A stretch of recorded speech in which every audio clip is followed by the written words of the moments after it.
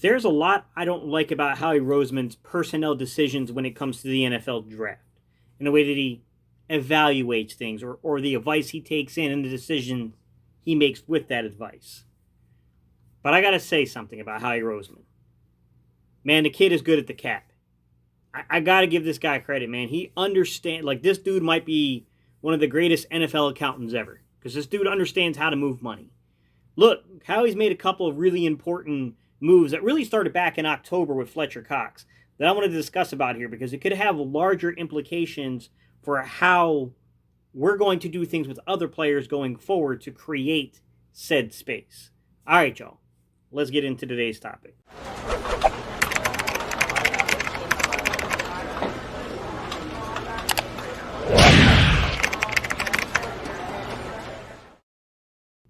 What's up, Eagles Nation? What's going on, NFL world? How you doing, division rivals? This is Stephen Hyder with Gate City Sports Channel, the sports channel where the cerebral NFL fan comes for about 10 minutes of daily content. Good morning, good afternoon, or good evening, whenever it is you get around to watching this. Once again, guys, my name is Stephen Hyder, and this is Gate City Sports Channel. All right, y'all. So today's topic, we're into the off season, guys, and it's coming at me fast. So I'm trying to get it back out to you as fast as I can.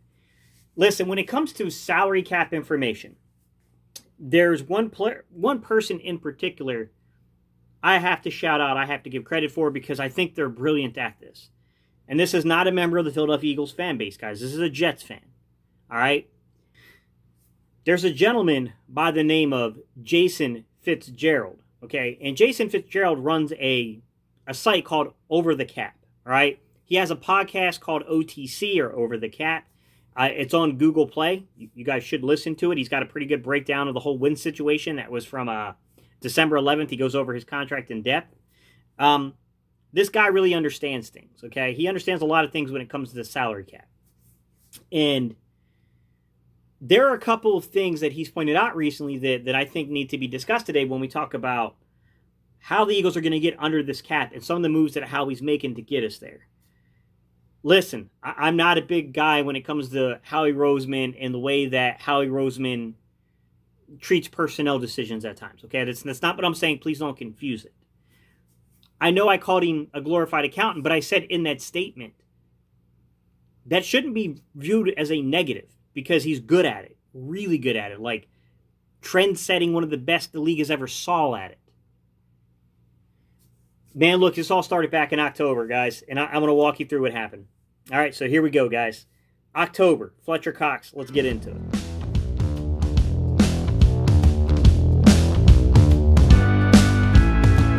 Back towards the end of October, we're sitting here, and we know we have this big, massive cap situation coming up in 2021. And what does Howie Roseman do? He does what he's great at, right? A lot of us get on Howie Roseman because there were a couple of contracts in particular I think that he's done really bad with.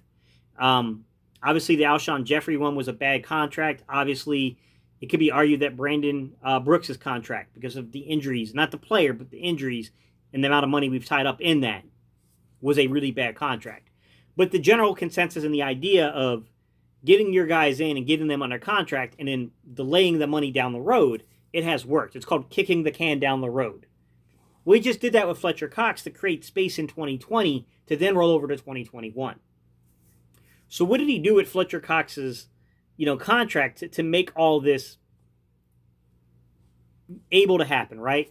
So Fletcher was scheduled to have a previous cap hit in 2020 of $22.847, so $22,847,000, okay? So what they ended up doing is they took a look at Fletcher Cox's, guaranteed money.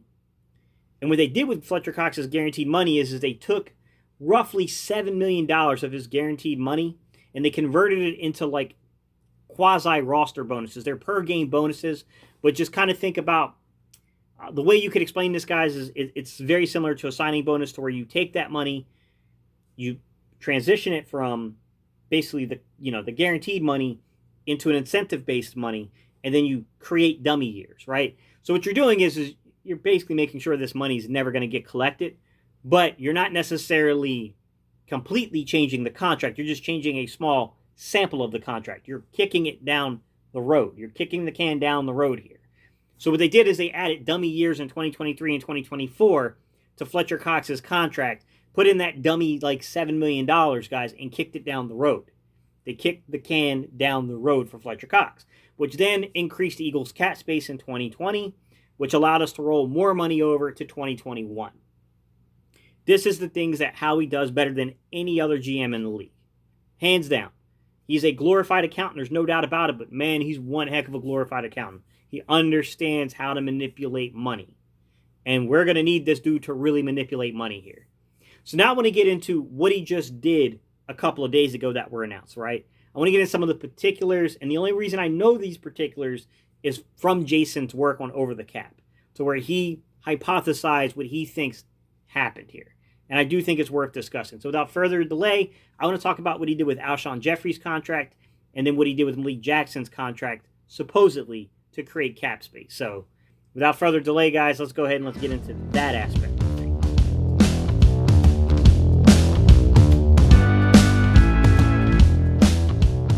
So, Malik Jackson, right, and Alshon Jeffery had these huge cap numbers, okay? And it's hard to explain exactly what he did, but just know that these guys had cap numbers that were in excess of essentially $18 million for Alshon, and then essentially $13 million for Malik Jackson, okay? So what he ended up doing was he took these contracts, right, this 18 and he took this $13 million, and he talked to these two players and probably their agents and said, look, the June 1st designation is made so that way you guys can become free agents, even though, instead of us having to wait all the way to June 1st to cut you. So now all these teams have spent all their money, okay, and there's just no place for you to sign for a favorable contract. You're going to have to take a pay cut if you want to play in the NFL at that point. Like, we created this thing, the NFL's Player Association in the league, called a June 1st designation, where we can designate two players to do that. The problem is, guys, is we got ourselves in a cap situation here. So I can't just June 1st designate 18 and $13 million. I've got to rework this, okay? So basically what Jason is saying he thinks happened here with the Eagles is he triggered certain aspects of the 2022 salary into a league year, basically, to get this. So what he did is he rolled money from 2021 into 2022, but then he created a league year trigger for that to get them out of the contract. Basically, it states this. If they're still on the board, if they're still on the books by the 3rd or the 2nd or whatever league calendar day, okay, then the money you diverted from 2021 to 2022 would then become guaranteed money. We all know that's not what's going to happen. Because actually what they did is they took that $18 million and turned it into $49 million. And they took the $13.6 million and then turned that into $4.6 million. And then basically created an additional $21 million. So take the $7 million from Fletch, take the $21 million here, and Howie's already got you dang near $30 million, $28 million already. It's really genius what he's doing here, guys. I mean, look, we got to give Howie crap when Howie deserves the crap with his personnel decisions. We also got to give him the credit when he figures out these genius cap situations of getting out of things. And that's what he's did here, guys, is that he's looking at it, and he knows he's going to be on the hook for a little bit of money in 2022, but it's a heck of a lot less than what he would have been on the hook for.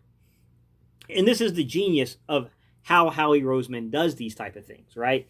It's the fact that basically he looked at probably league minimum or something like that to work in that 2021 contract, kick those, that money over to 2022, set a trigger date in there for the league calendar year, and then basically essentially set it up to where they could be released, seek free agency, save the Eagles money, and it's a win-win for all parties involved.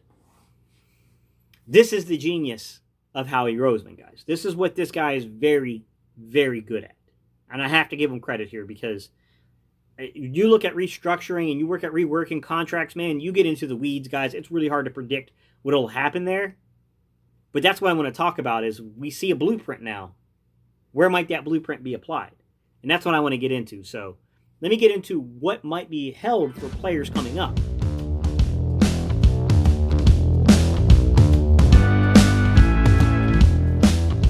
Okay. Can we use some of what we've seen Howie do with other players? Yes. I don't know who it could be, guys. listen, we already know that Fletch worked out part of his 2020 contract. I would expect that Fletch is probably, something's going to happen with Fletch's contract. I don't know if he's going to get cut, guys. I'm not saying he's going to get traded. I'm saying something's going to happen with that contract. Those things are in play, of course. But I would look more towards Fletcher Cox to maybe rework that contract again, this time with his agent, this time with a more definitive number. I would look to that. But I think the big person we need to watch out for here, guys, and I'm not predicting any of this will happen. I don't know, guys. I don't manage this cap for the Eagles. I don't know what they're going to do. But you can see a blueprint here for Carson Wentz's contract, right?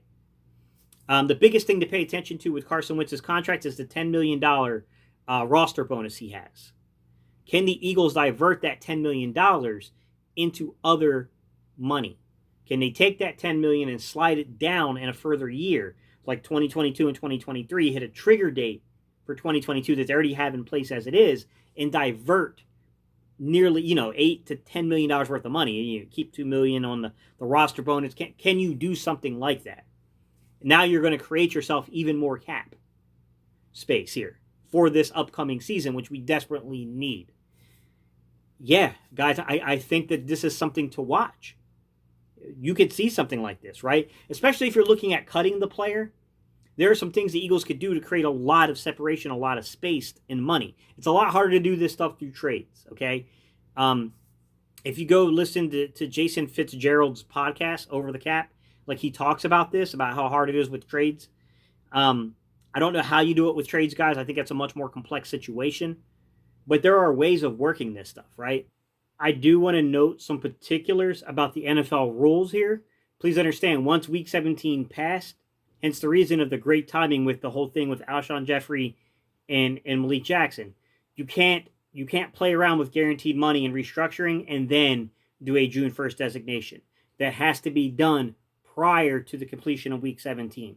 You can still cut a player, you just can't June 1st designate them. So you could rework some of Carson Wentz's money and theoretically still cut or trade him by moving around that roster bonus. But you could also just do that just to genuinely save yourself money while keeping them on the roster and creating cap space to get other guys under contract, get back under the salary cap, and then getting your draft pick signed. So I just wanted that to be noted here. I'll give you another guy that you could watch out for, to where there could be some things done potentially with their numbers. That's Jason Kelsey, right? I mean, we don't know if Kelsey's going to be back, but we do have to work it because he's on the negative side of the dead money here. Like, so if something happens to him, you lose money here. So we have to rework that dead money to fit things. I would caution people to pay attention to Jason Kelsey's contract, right? Brandon Brooks, Lane Johnson. Some of these big guys that I talked about, and I'm going to do a separate video when I talk about guys that are going to be restructured. Guys that potentially could be restructured, I should say. Those guys, we have to look, and I don't know the particulars of their contracts yet, guys. I'm going to say that for a different video, but we have to look at the things in their contracts that could be saved. Is there a way of diverting money to kick the can down the road in order to get you through 2021's situation here? That's what I think you have to look into, guys. That's where I think he's trying to head with this stuff. And look, man, give Howie credit, man, because when it comes to the money, my man knows how to count money, bro. He can count some money. Got to give him credit here, guys. All right, y'all, that's what I got for y'all today. I want to give you a little more particular from what I was seeing from some of the guys I think are really smart at this. If you guys have not had an opportunity to go to Over the Cap and read some of the articles there, I'll post the Over the Cap article that talks about where he was, where basically Fitzgerald is talking about like his theory on what Howie Roseman did when it comes to Alshon Jeffery and it comes to Malik Jackson. I'll link some of that kind of stuff. You should definitely check out his podcast, guys. The December 11th episode with Carson Wentz's contract is fascinating. The last one he put out on New Year's Eve, where he talks about Jared Goff, is fascinating because there's some similarities here with those contracts. So, yeah, man, he's definitely a guy I would highly recommend for you guys. He's a very smart guy. He's one of the few people I rock with. When it comes to the financial stuff, I like to turn to him. When it comes to the personnel stuff, I got a different guy for y'all in mind here, but we'll get into that as we get into the draft. I'll give you guys some people that I like to follow when it comes to that kind of stuff. All right, y'all. I'm out of here. I appreciate y'all's time. Don't forget to like, comment, and subscribe in order to help the channel. And, all right, guys. I'll see you on the next video.